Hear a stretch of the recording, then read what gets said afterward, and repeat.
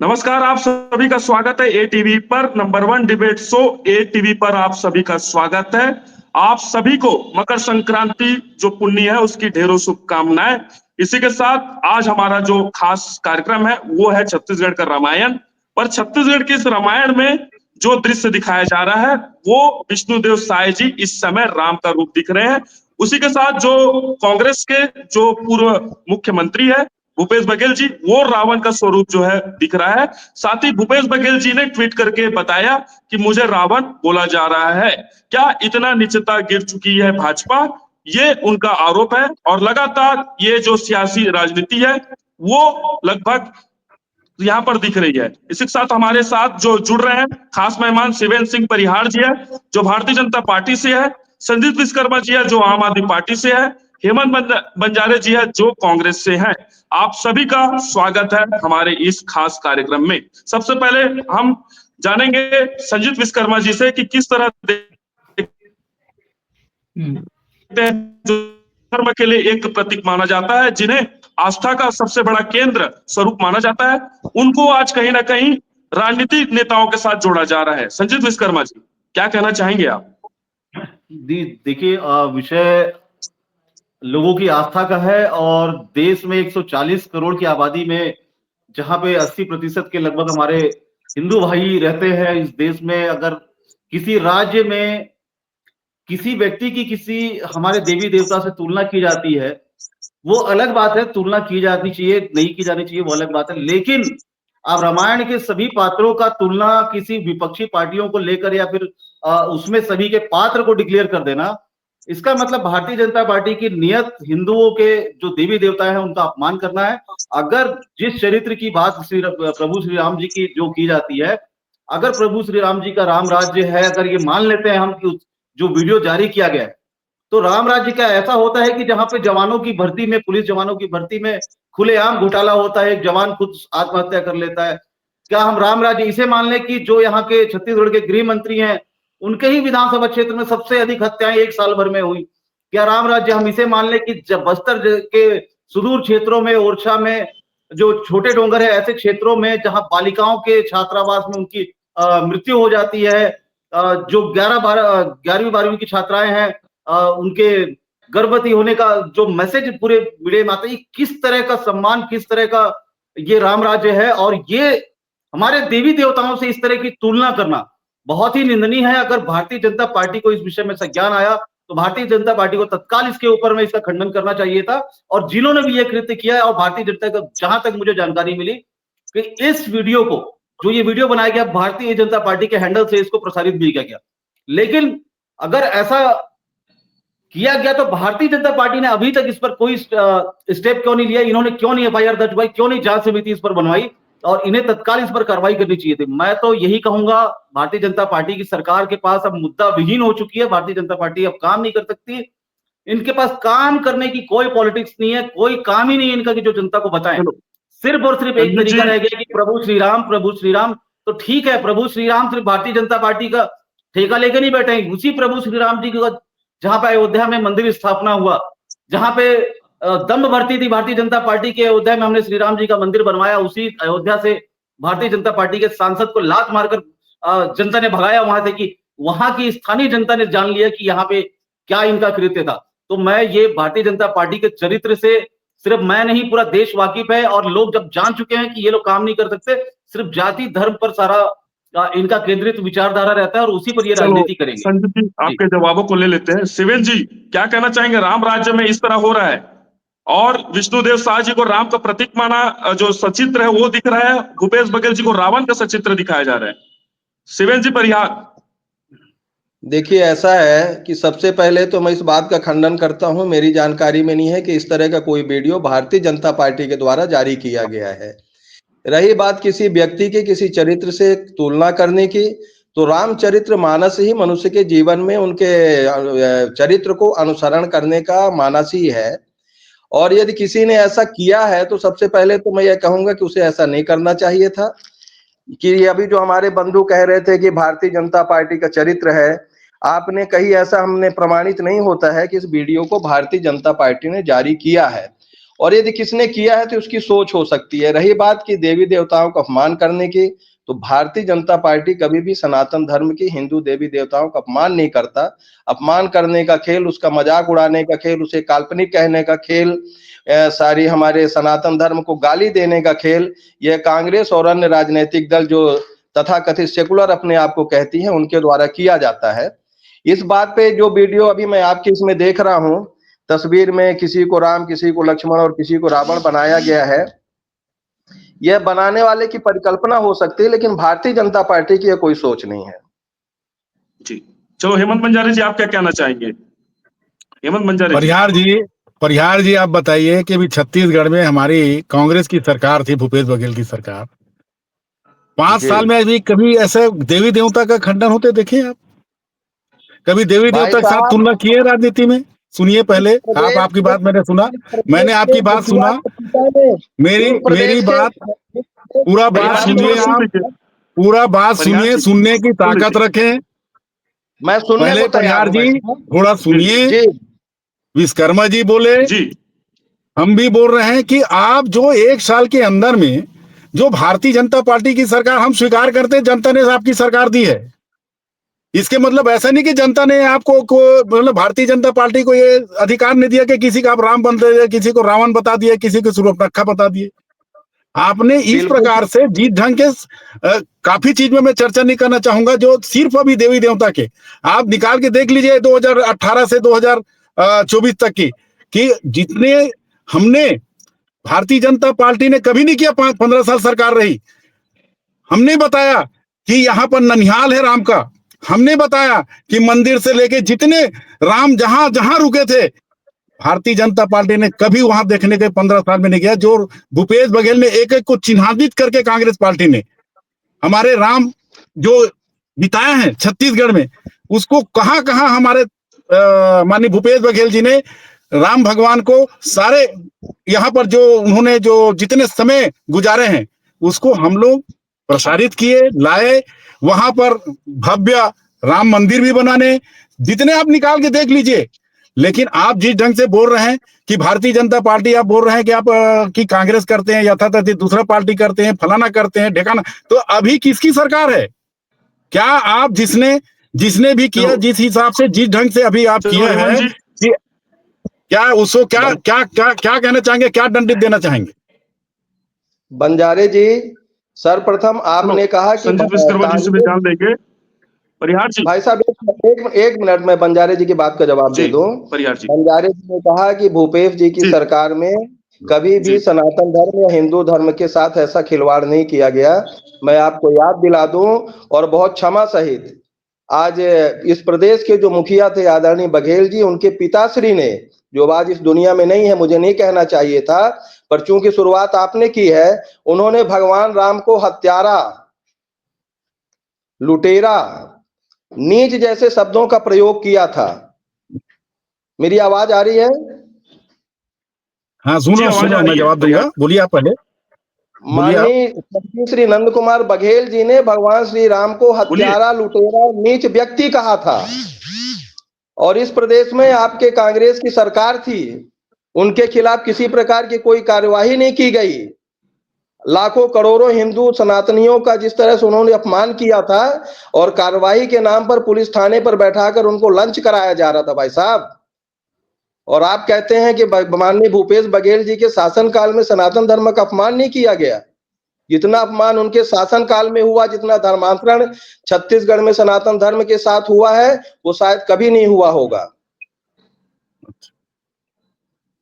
जवाब दूं? जो आपने कहा, मैंने फिर कह रहा हूं, फिर दोहरा रहा हूं,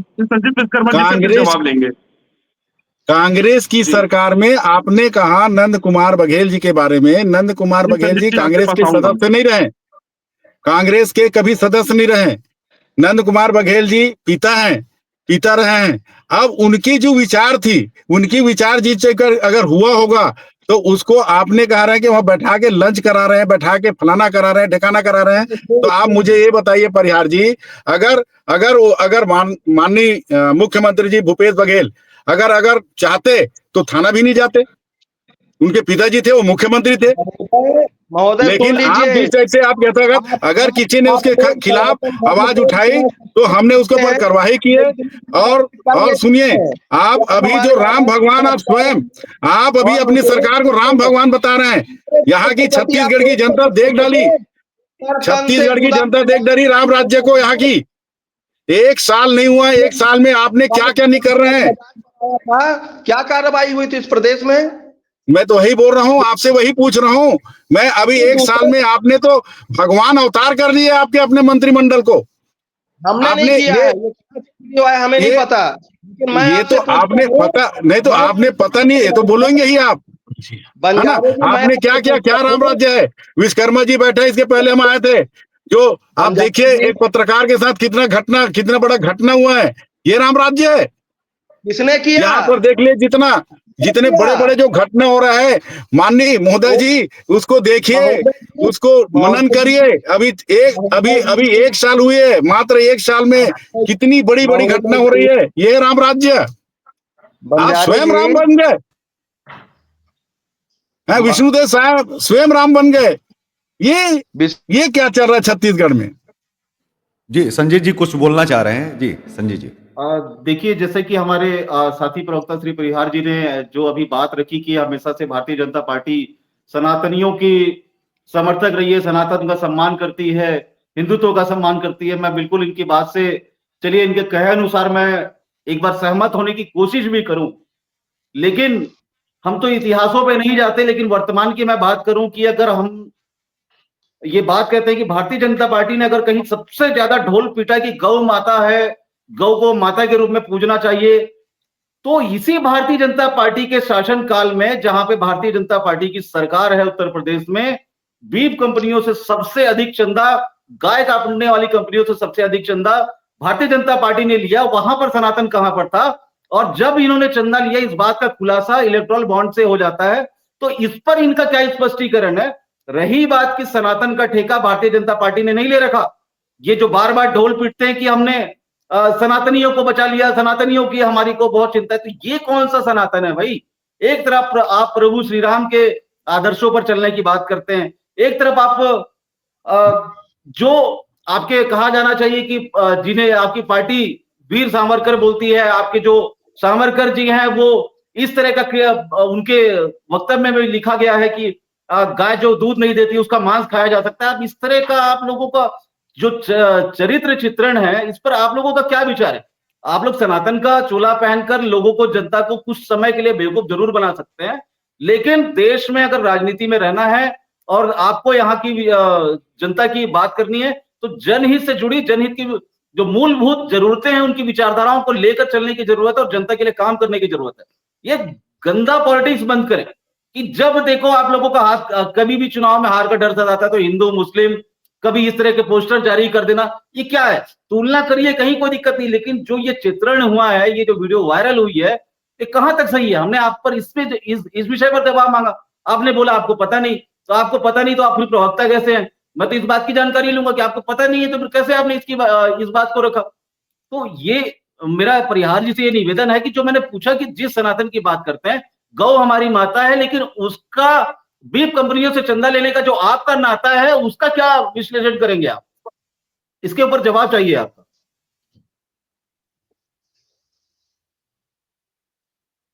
जी शिवेंद्र जी। जी, ये भाई साहब विश्वकर्मा जी वीर सावरकर को लेकर के उन्होंने कहा है कि वीर सावरकर जी का चेहरा लेकर के आप हिंदू राष्ट्र की बात कर रहे हैं, और उनका कहना ये है कि गाय को गधे और बंदर से भी तुलना उन्होंने की है, और ये तो जो है पूरा साक्ष्य मौजूद है उनकी जो द हिंदुत्व पुस्तक है उसमें भी है। तो गाय को गधे और बंदर के समान जो है वो करते थे कि गोपालन हवे, और जो वो पूजन के खिलाफ थे, और वो कहते थे कि इनको पूजा जाना जो है वो एक तरह से देवी देवताओं का भी अपमान है। वो तो इस तरह की भाषा करते थे। और वीर सावरकर भी तो नास्तिक थे पूरी तरह से। उनके तो आप विकिपीडिया में आप जाइए, चीजों पर आप जाइए, तो कौन से चेहरे के साथ में मतलब चले, ये सनातनियों को कहां पर मतलब जाना चाहिए? ये देश भी जानना चाहता है भारतीय जनता पार्टी के साथ में कि भारतीय जनता पार्टी ये बताए कि सावरकर को पूरी तरह से माने या आधा अधूरा माने या कितना थोड़ा बहुत माने, फिर उसी हिसाब से कांग्रेस भी अपने आप को जो है स्टैंड ले लेवे कि वो थोड़ा बहुत मान ले, और थोड़ा बहुत छोड़ दे, तो इसी तरह से मतलब चलेगा, या तो पूरा मानो या तो पूरा छोड़ो, ये वाली चीज पर आना चाहिए। कैसे मतलब हिंदुत्व की बात हो। दूसरी तरफ 10 वर्ष हो गए आपको, ईश निंदा कानून आपने बनाया नहीं, जहां देवी देवताओं को दिन रात गाली गलौज किया जा रहा है उसी सोशल मीडिया पर, और हम सुनते आ रहे हैं बहुत मन से, कान लगा के, कि ताकि दंगे हों, फसाद हों। ईश निंदा कानून आप क्यों नहीं लेकर के आए? क्योंकि आप तो ईश्वर में विश्वास करते हैं, और भगवानों की सुरक्षा का दायित्व भी तो आपकी जिम्मे है, क्योंकि भगवान आपको लाए हैं। तो फिर भगवान को आप लाए हैं तो फिर उनको लेकर के ये भी तो होना चाहिए कि ईश निंदा जैसा कानून बनना चाहिए, ताकि कोई भी उनके खिलाफ जो है कोई अभद्र टिप्पणी या जैसा कुछ ना कर पाए। तो इसके लिए भी कोई कानून आपका नहीं है। गौ हत्या पर आपने कोई कानून बनाया नहीं, हालांकि आप जानते हैं कि आपने जिस तरह आपकी ही साम्राज्य में सबसे ज्यादा जो कारोबार है वो गाय के मांस का हो रहा लगातार, और बढ़ा है। आप जो है 15 लाख टन से बहुत ज्यादा बढ़ गया इस समय, तो 150 लाख टन के आसपास जो है जा रहा है। आप सोचिए कि इतना इजाफा किया गया है, फिर कैसे ये हो रहा है? इंटेलिजेंस इसको फेलियर कहा जाए, या फिर गवर्नमेंट बिजनेस करने में लगी हुई है। एक तरफ जो है सरकार कमाई भी करना चाह रही, दूसरी तरफ हिंदुत्व का चोला भी जो है पहन रही है। इसमें थोड़ा सा आप जो है पर्दा उठाए। कैसे ये बाहर से लोग कहीं आकर के कुछ ऐसा तो नहीं है सरकार की छवि खराब कर रहे हो, यहाँ पर फैक्ट्रियां लगा ली हो, पता नहीं चल रहा हो, अंदर जमीन के अंदर फैक्ट्रियां चल रही हो, सब काट पीट के अंदर, मतलब क्या है, क्या है समझ में नहीं आता है ना, कभी कभी पूछना पड़ता है। जी नायक जी, मैं ये भाई साहब का परिचय जानना चाहूंगा। जी जी, मैं केशव पंडित हूँ, चेयरमैन हूँ एटीवी न्यूज चैनल का, और पत्रकार हूँ मैं। पत्रकार बतौर मैं। जी नमस्कार बंधु, आपको सादर प्रणाम। अभी विश्वकर्मा जी वीर सावरकर जी पे टिप्पणी कर रहे थे, और अभी आपने भी आकर इस बात का समर्थन किया कि फला फला किताब मैंने से समर्थन नहीं, मेरा काम सवाल पूछना है, मैं समर्थन नहीं करता हूँ, मेरा बड़ा मासूम सवाल था, आप शायद उसको उत्तर या समर्थन समझ रहे हैं। आपने कहा कि वो नास्तिक थे, आपने कहा वो गौ मांस को बंदर और गधे से मैं क्यों तुलना बोलूंगा की। अपने पास से? मैं कह रहा हूं कि आप मानते हैं या नहीं, या उन्हीं को नकार गए आप, उनके चेहरे और चरित्र को ही आप पूरी तरह से आप उस पर पर्दा डाल रहे हैं। जी जो बंधु विदेशी इतिहासकारों को हमें आज तक पढ़ा रहे थे, जो वीर सावरकर को वीर मानने से, स्वतंत्रता संग्राम सेनानी मानने से इनकार करते हैं, मैं बहुत क्षमा सहित कहता हूं कि हमारी आपकी हैसियत नहीं है कि हम वीर सावरकर जैसे महान व्यक्तित्व पर कोई टिप्पणी कर पाए। रही बात हिंदुत्व की, सनातन की, तो सनातन बड़े गर्व से कहते हैं कि भारतीय जनता पार्टी वो दल है जो सनातन के लिए काम करती है। कई वर्षों के बाद में जब आज सनातन जागृत हो रहा है, हिंदू एक हो रहे हैं, तब आपके पेट में दर्द हो रहा है। आप उसे नीच काम कहते हैं, उसे गंदा काम कहते हैं। जब तक आपकी पॉलिटिक्स बांटो राज करो चल रही थी तो बहुत अच्छी राजनीति थी। जब हिंदुत्व एकत्र हो रहा है, हिंदुत्व की बात होती है, उसे आप गंदी राजनीति कहते हैं। आपकी राजनीति बहुत अच्छी थी, जात पे पात पे सबको बांट के एक दूसरे पे लड़ाते रहे, वो बहुत अच्छी राजनीति है। और आज जब सनातन जाग रहा है, पूरा विश्व सनातन की ओर देख रहा है, उसे आपको गंदी राजनीति दिखाई देती है। जी ठीक है, एक सवाल इसी पर आपसे नहीं, एक सवाल मेरा है, मैं इसके बाद में समाप्त करना चाहूंगा। एक बयान आया है मोहन भागवत जी का, और बहुत जरूरी था आपसे ले लेना। उन्होंने कहा कि कंगना राणावत जी का पहले आया कि देश 2014 में आजाद हुआ, अब उसके बाद में उन्होंने जो अपना बयान दिया है, मोहन भागवत जी ने कहा है कि देश तो जिस दिन राम मंदिर बना है उस दिन सही मायने में पूरी तरह से आजाद हुआ।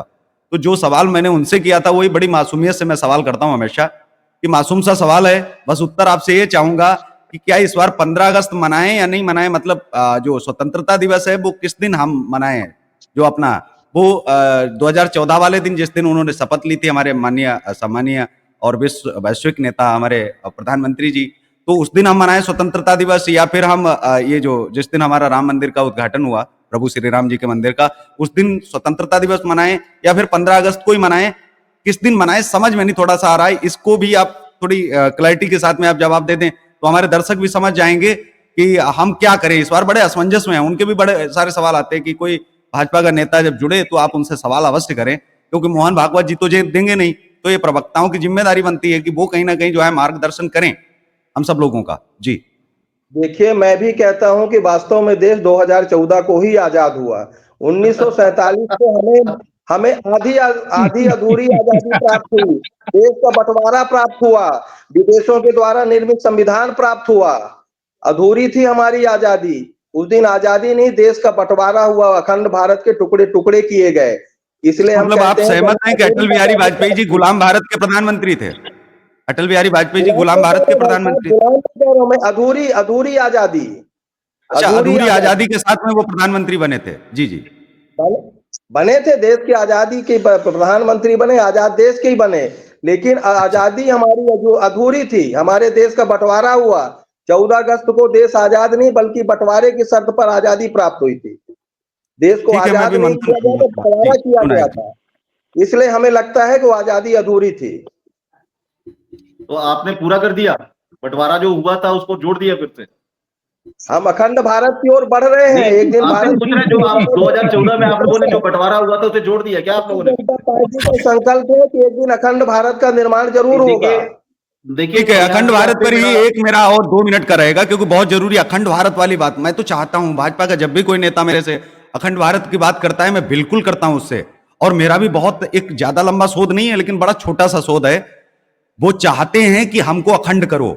जिस दिन पाकिस्तान की सीमाएं आप तोड़ दो, जो सुरक्षित है आज, बांग्लादेश, पाकिस्तान, बर्मा, म्यांमार, तिब्बत, वो आज जो 109 करोड़ होकर के आप उनके सामने जो लड़ने की आप वकालत आप कर रहे हैं, इतने में ही सुरक्षित महसूस नहीं कर पा रहे हैं। अभी धर्म हिंदू खतरे में है।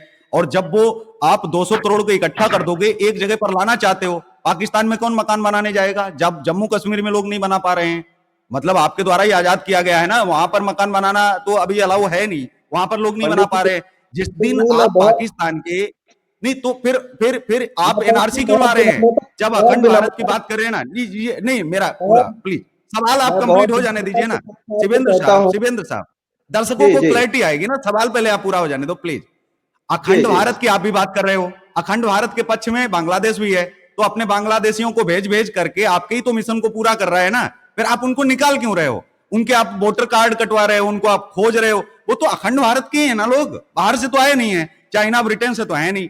तो मेरा मानना है अखंड भारत के लोगों को आप बाहर निकालोगे, कितना बाहर और निकालोगे? तो अखंड भारत के तो मिशन को तो वो पूरा कर रहे हैं ना, यहां अगर आ रहे हैं, ऐसा कहना चाह रहे हो आप? देखिए पंडित जी, मैं बहुत विनम्रता से आपसे कहता हूं कि सनातन धर्म कभी प्रचार प्रसार पे विश्वास नहीं करता।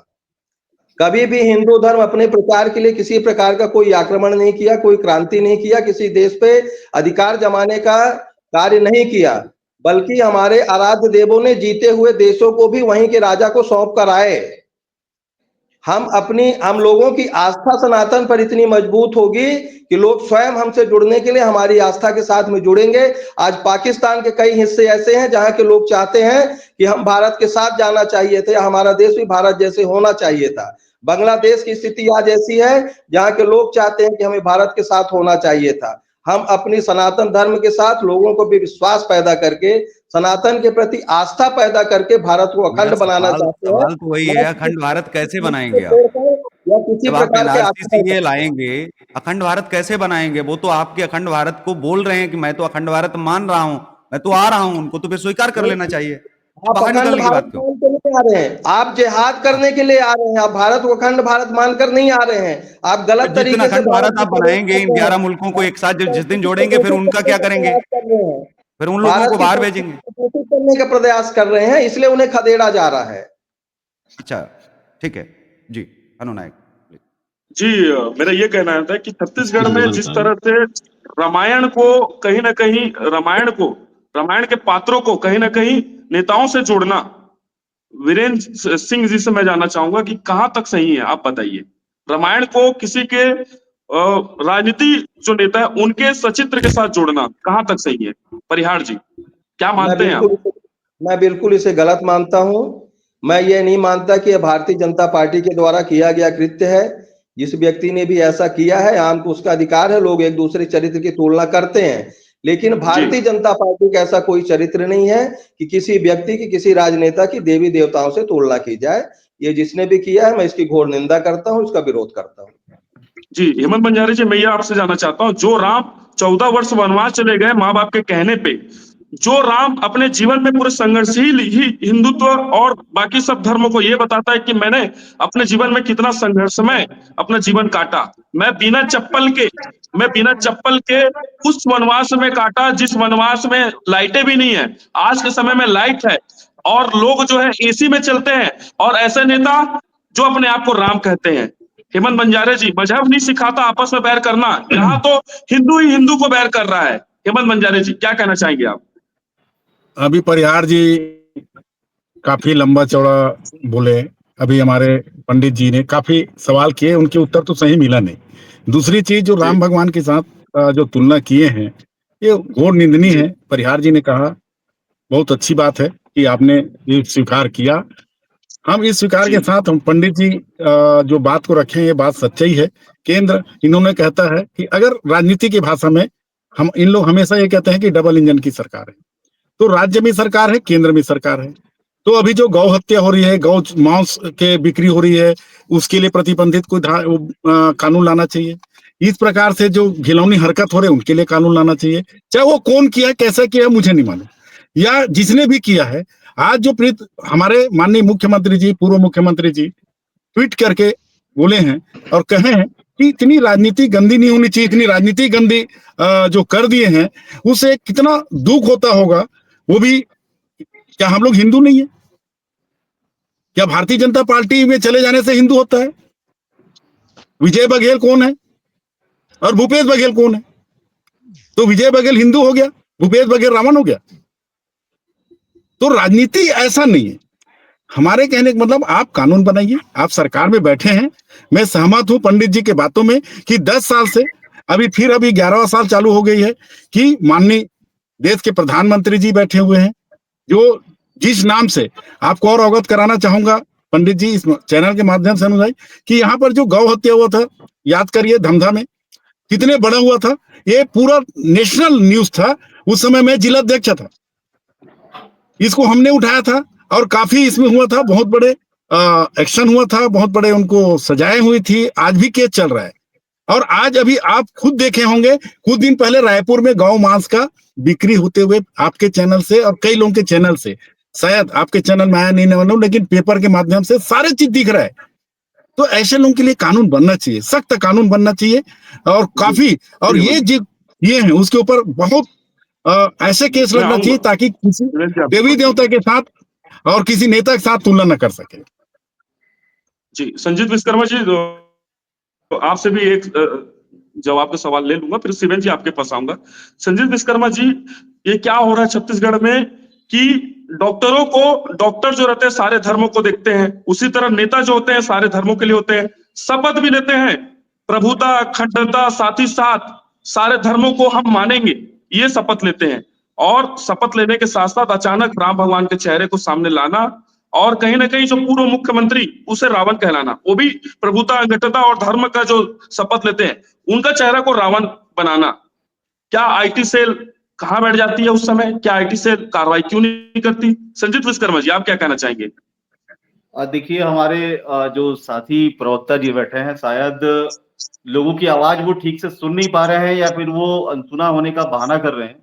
लेकिन मैं आपको बताना चाहता हूं कि जैसा इन्होंने अभी इस बात का समर्थन किया कि 2014 में इन्हें असली में आजादी मिली है, तो जो हमारे शहीदों ने शहादत देकर 15 अगस्त सन 1947 में देश को आजादी दिलवाई, वो क्या आजादी नहीं थी? अगर इनको ऐसा लगता है तो निश्चित भारतीय जनता पार्टी के हर एक कार्यकर्ता, हर एक अंधभक्तों को ये लग सकता है, कहीं इसमें कोई दिक्कत नहीं है।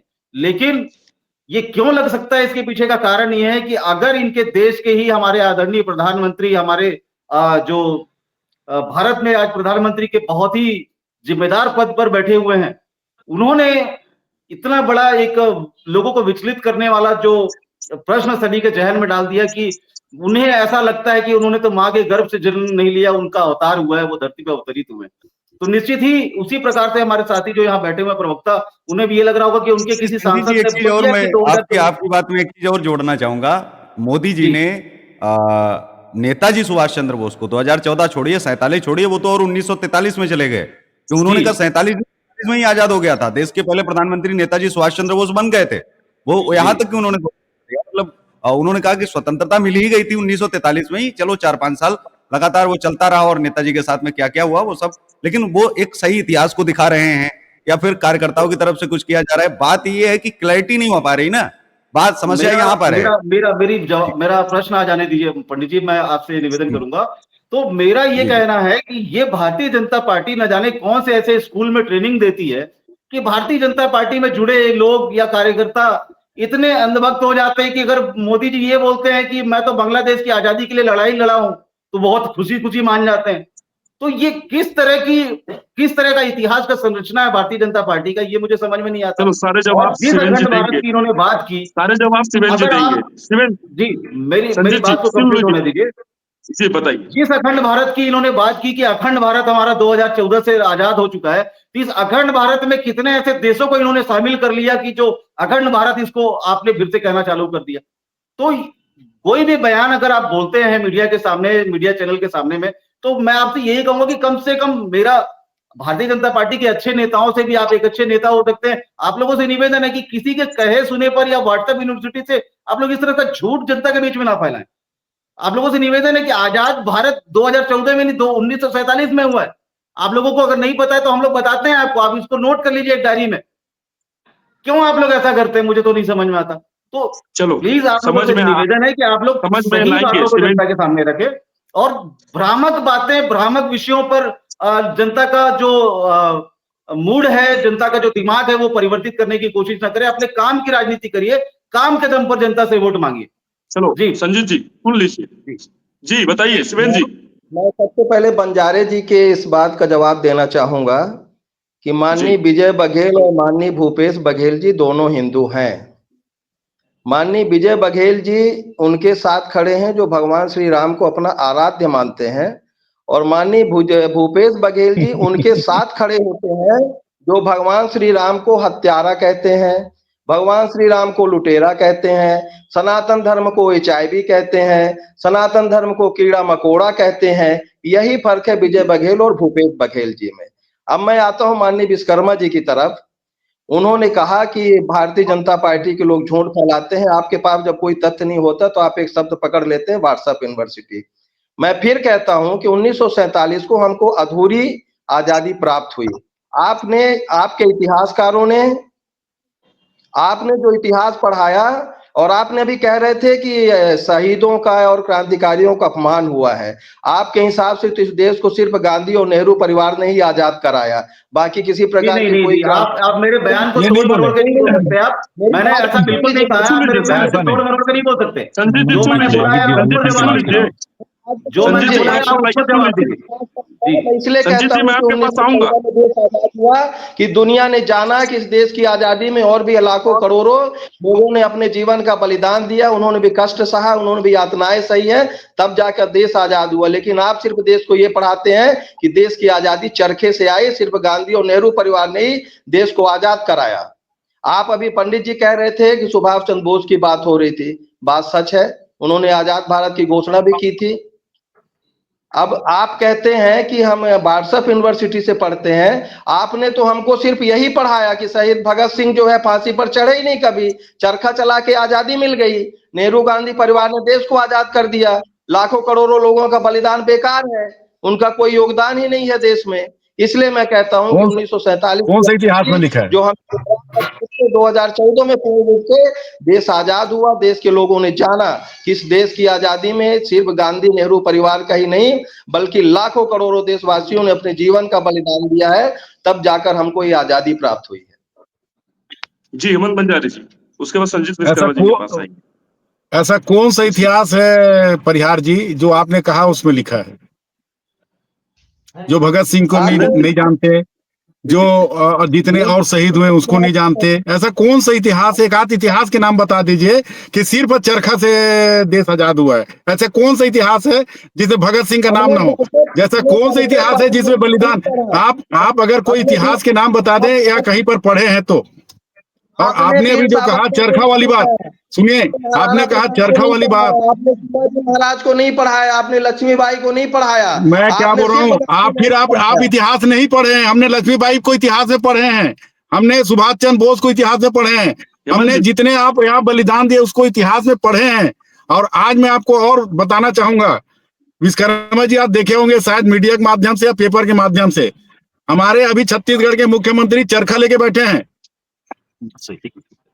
आज के ही मीडिया में है, आज के पेपर में है। बंजारे जी, तो मैं चरखा से यहाँ तुलना कैसे चरखा से तुलना कैसे कर दिए कि आप देश आजाद हुआ? कहीं पर नहीं लिखा है कि चरखा से आजाद हुआ। ये आप कह रहे हैं, ये आप अपनी इतिहास बता रहे हैं। परिहार जी, हमने भी इतिहास पढ़ी है। कहीं पर एक इतिहास के बुक नाम बता दीजिए जिस क्लास में अगर पढ़ा हो कि चरखा से देश आजाद हुआ। विश्वकर्मा जी कितना समर्थन करते हैं चरखे से देश आजाद हुआ? ये आप अपना नया इतिहास लगा रहे हैं परिहार जी। आप नया इतिहास आपने साबित कर दिया कि भारतीय जनता पार्टी अधूरा 1947 अधूरा देश आजाद हुआ है। ये आपने साबित कर दिया। बोलिए, ये आप अभी कबूल रहे हैं इस मीडिया के माध्यम से।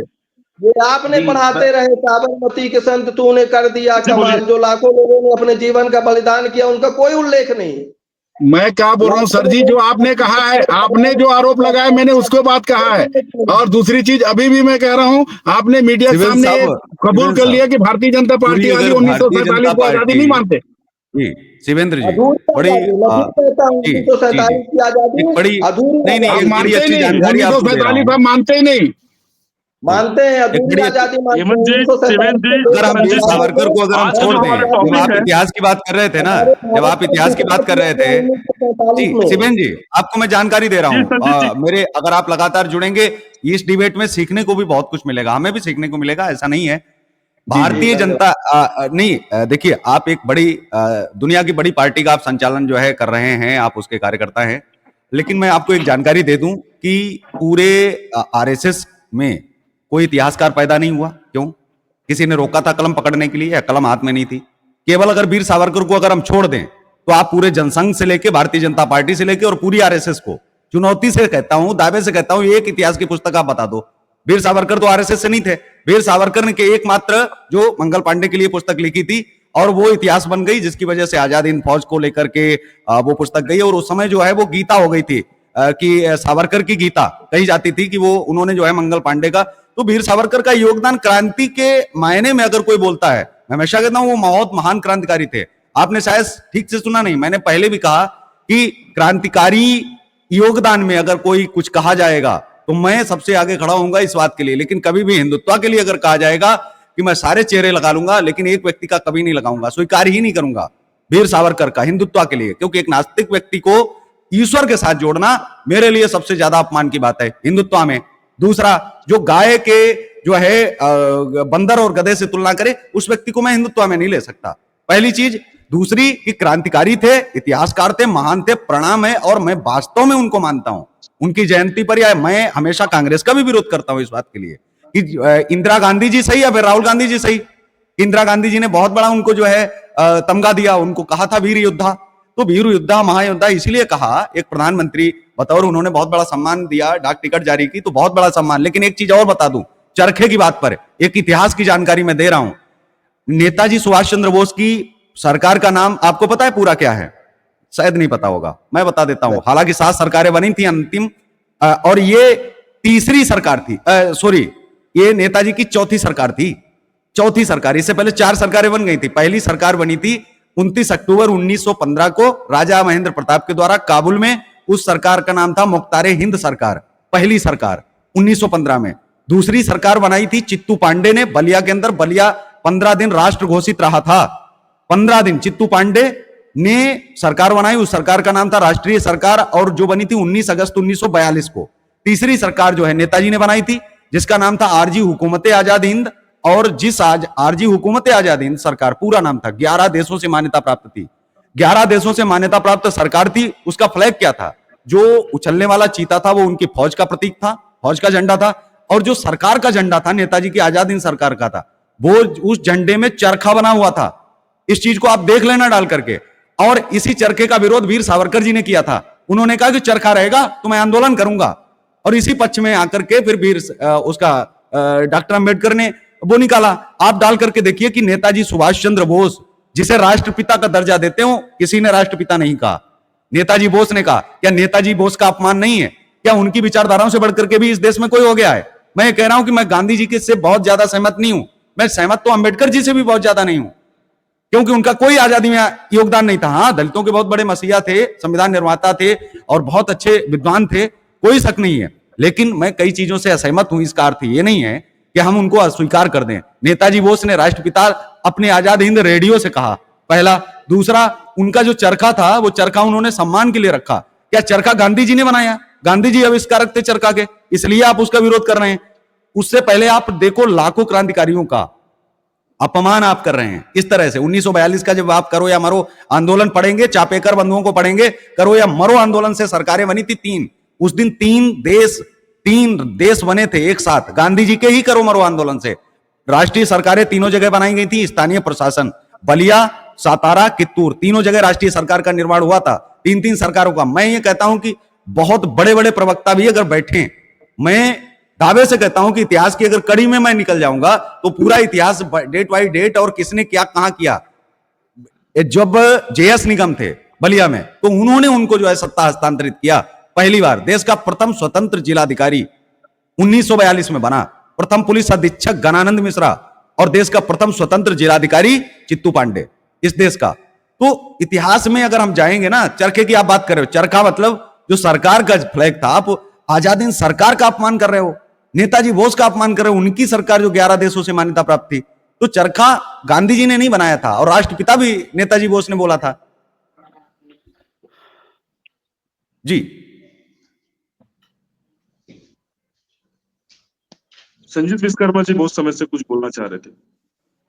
जी देखिए, मैं आज तो जो विषय डिबेट का था, डिबेट कहीं ना कहीं किसी और दिशा में ही पहुंच गया, लेकिन जिस भी दिशा में गया बहुत ही अच्छी दिशा रही, बहुत ही अच्छी जानकारी हमें इस डिबेट के माध्यम से मिली है।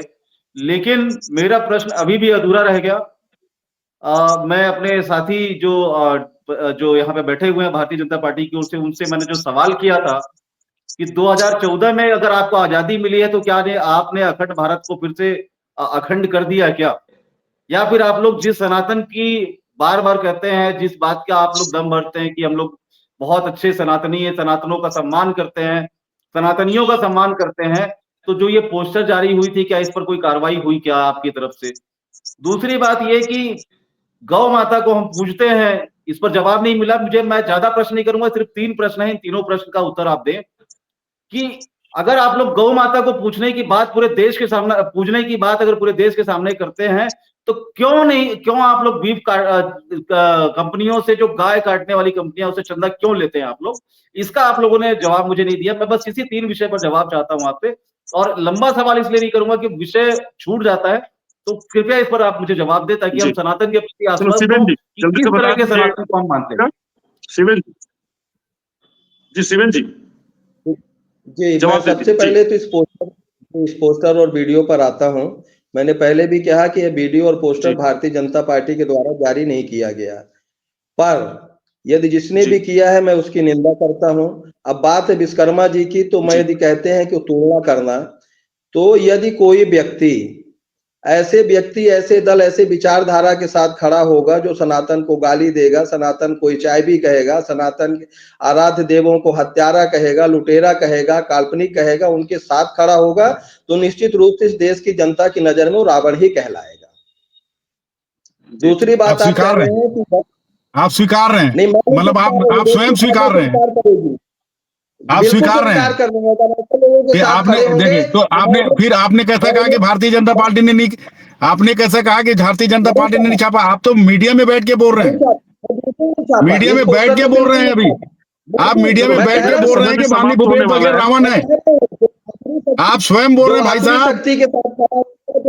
आप स्वयं बोल रहे हैं कि अभी स्वयं बोल रहे हैं कि भूपेश बघेल ऐसे, आप अभी बोल रहे हैं कि ऐसे भूपेश बघेल रावण है, आप स्वयं स्वीकार कर रहे हैं। एक साइड बोलते भारतीय जनता पार्टी नहीं बोल रही। रामायण से जो महाभारत हुआ है उसी सार पे हम चले थे, और एटीवी पर रियल में महाभारत हो चुका है। रियल में महाभारत इसलिए हो चुका है क्योंकि हम जो है स्वीकार कर रहे हैं।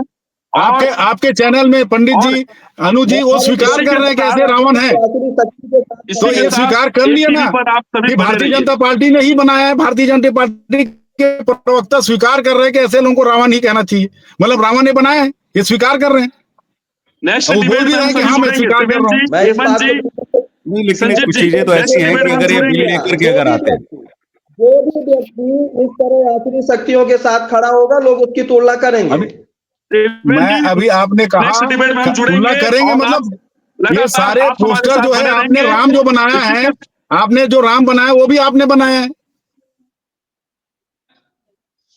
हमने नहीं बनाया, आप बस अगर ये कह स्वीकार रहा कर हूँ रहे नेक्स्ट हैं डिबेट पे भारतीय ये जुड़ेंगे जनता शिवेन पोस्टर, जी। पार्टी ने शिवेन जी, चालू किया है। हमारा समय समाप्त हो रहा है। शिवेन जी, नेक्स्ट डिबेट में जुड़ेंगे। हमारा आज का जो मुद्दा था रामायण से जी महाभारत जो बना है, धन्यवाद। आज रियल में रामायण से महाभारत बन गया है। भगवानों को परिहार जी लगातार ने टारगेट किया स्वीकार जा कर रहा है। लिया हिंदू है, हिंदू परिहार को जी ने स्वीकार घातक किया कर है। रहा है। अनु जी परिहार साथ ही जी ने स्वीकार किया मैं है, आपको इसके ऊपर बता कड़ी दूं, कार्रवाई हिंदू होनी ही चाहिए। हिंदू को आज आज कोई और धर्म नहीं, हिंदू ही हिंदू को आज नीचे गिरा रहा है। और इसी के साथ आज हम डिबेट भी खत्म कर रहे हैं। नेक्स्ट डिबेट में हम बात करेंगे, हम बताएंगे कि एक डॉक्टर कैसे दूसरे धर्म का इलाज नहीं करता है, वो भी हम बताएंगे। बांग्लादेशी का विरोध करना है तो कीजिए, पर मस्जिद और जो चर्च है उसका एक डॉक्टर जो है बार बार मजाक कर रहा है। नेक्स्ट डिबेट में हम दिखाएंगे। इसी के साथ आज हमारा जो डिबेट है वो हम समाप्त करते हैं। बने रहिएगा बहुत बहुत ATV पर। धन्यवाद आपका।